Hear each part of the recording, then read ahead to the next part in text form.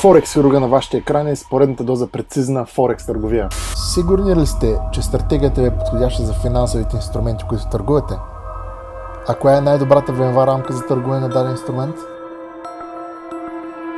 Здравейте, приятели! В тази видеосерия ще разгледаме коефициента на ефективност на Кауфман и ще сравним 16 най-популярни финансови пазари, за да разберем дали има скрита закономерност в ценовото движение, как това се изявява в различните времеви рамки и как този индикатор ще ни помогне да подберем подходящ пазар, времева рамка и стратегия за търговия.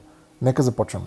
Движението на цената, започвайки от точка А и стигайки до точка Б, може да се извърши по различен начин.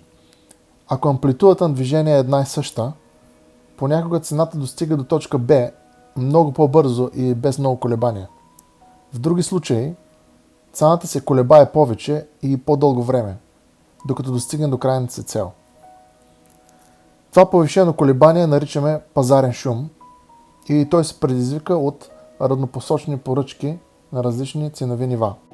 Пазарният шум е важно свойство на финансовите пазари, тъй като той не е еднакъв при различните инструменти и нивото му може да подобри или влоши резултатите на избраната от нас стратегия. Нивото на пазарен шум е относителна мярка и се определя за даден времеви диапазон, например 10 свещички, в рамките на по-дълъг период, например 12 месеца. Един популярен начин за определяне на нивото на пазарен шум е така нареченият коефициент на ефективност на Кауфман, описан в една от книгите му. Коефициентът на ефективност се изчислява като абсолютната разлика на промяната на цената върху сумите от индивидуалните разлики на цената на затваряне за даден период, например 10 свещички. Колкото по-висок е коефициентът на ефективност, толкова по-малък е пазарният шум и по-ефективно е движението на цената. И обратно, колкото по-нисък е коефициентът, по-висок е пазарният шум и движението на цената е по-колебливо.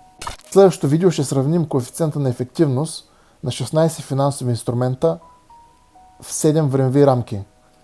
Резултатите са колкото очаквани, толкова и изненадващи.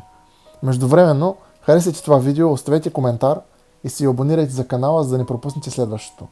Благодаря ви и успешна търговия!